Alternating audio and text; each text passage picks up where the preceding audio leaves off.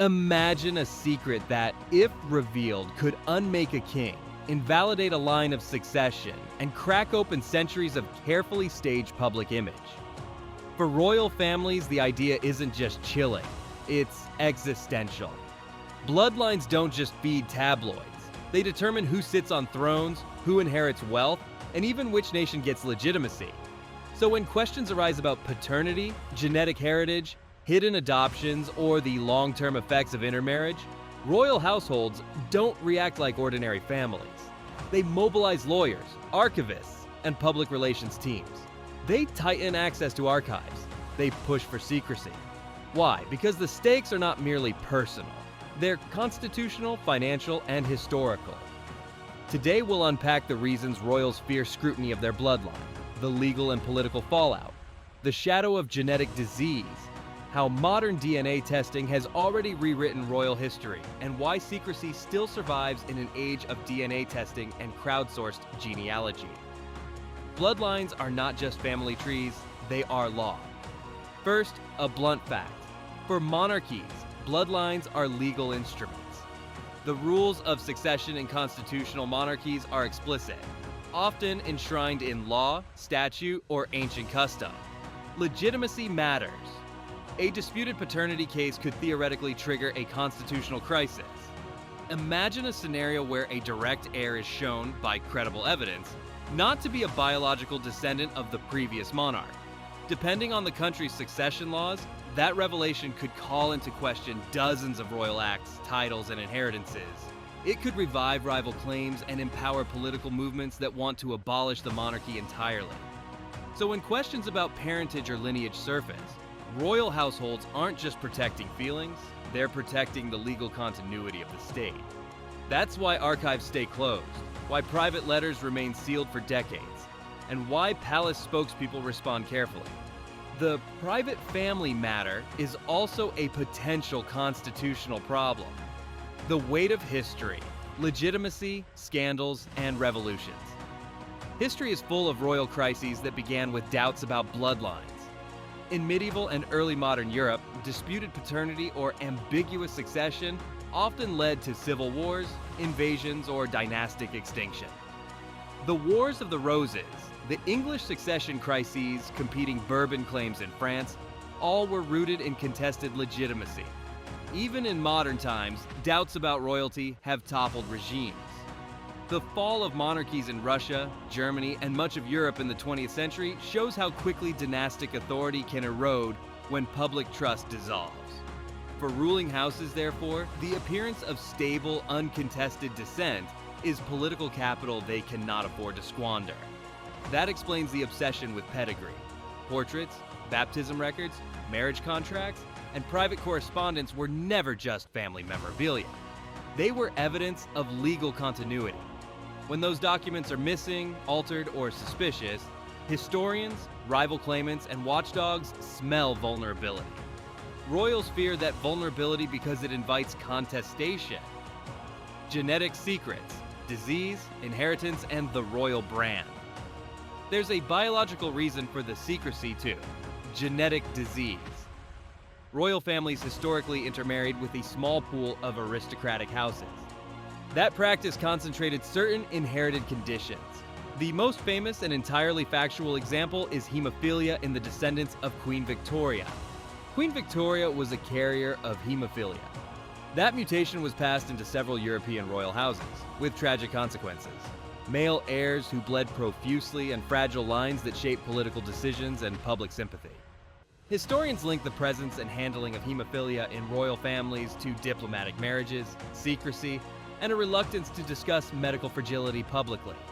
For a royal household, admitting to a hereditary disease can do more than generate sympathy. It can weaken the perceived vigor of a dynasty. Beyond hemophilia, modern genetics raises questions about ancestry and population genetics that are politically combustible.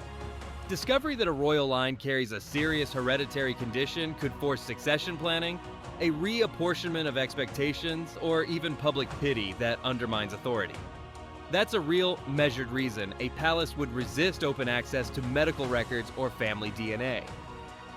DNA solves some royal mysteries, and alarmed institutions DNA has already ended some royal mysteries, and the results show why institutions are wary. When scientists located the remains of the Romanovs in Russia, mitochondrial DNA and other genetic tests confirmed identities and resolved century-old controversies about who lived and who died. Similarly, the discovery and DNA confirmation of King Richard III's remains in a parking lot in Leicester solved a historical question that had endured for half a millennium.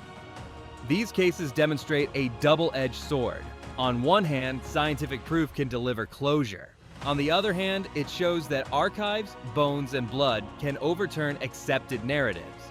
If DNA can reveal truths about centuries-old monarchs, what can it reveal about modern lines, paternity, non-paternity events, or undisclosed adoptions? That possibility is enough to make palaces nervous. The worry isn't merely academic. A contemporary DNA test, voluntary or not, could reveal that a public figure is not biologically related to the previous sovereign. Even a rumor supported by a leaked test result could spark lawsuits, destabilize reputations, and force governments into legal contortions over succession law. So when scientists say DNA will clear this up, institutions respond with caution, often secrecy. Rumors, leaks, and the media machine. The modern media environment multiplies the threat. Centuries ago, a rumor could be contained in a court whisper.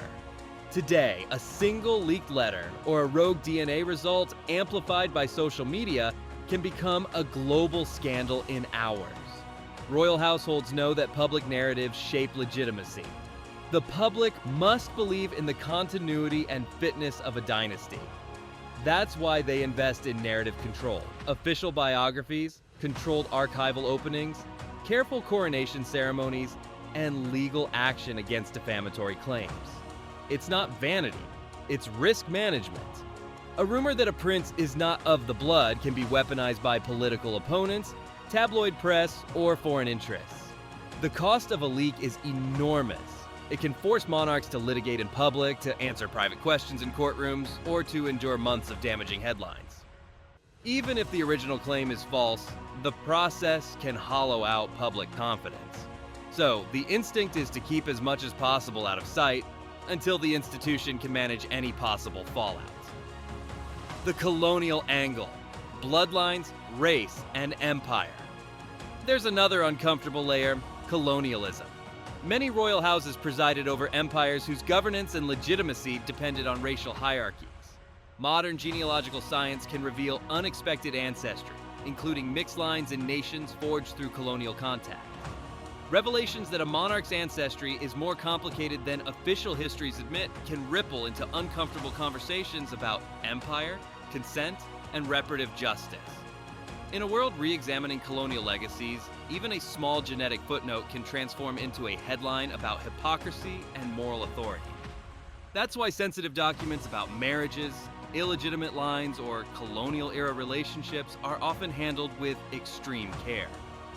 The royal brand rests on narratives of wholesome lineage. Undermining those stories can have deep political and moral consequences for nations still wrestling with their past. Practical responses: sealing archives, PR, and legal tools. So how do royal households respond when the bloodline is at stake? 3 tools appear again and again: secrecy and sealed archives. Archives are opened on schedules that place disclosure decades into the future. That postpones controversy until after the principal actors are gone. Legal action. Palaces deploy defamation suits or privacy claims to suppress leaks. Lawsuits are blunt instruments, sometimes effective, sometimes drawing more attention. Narrative management. Carefully produced histories, authorized biographies, and public relations campaigns frame the family story in controlled ways. These measures are defensive. They don't erase truth. They shape the timing, legal framework, and public reception of any revelations. For states whose constitutional identity is bound up with monarchy, that breathing room is crucial. What would you do if the truth about a famous family changed the story your country tells about itself? Drop your thoughts in the comments. If you like this deep dive, hit like, subscribe, and ring the bell. We do one of these on history's hardest questions every week.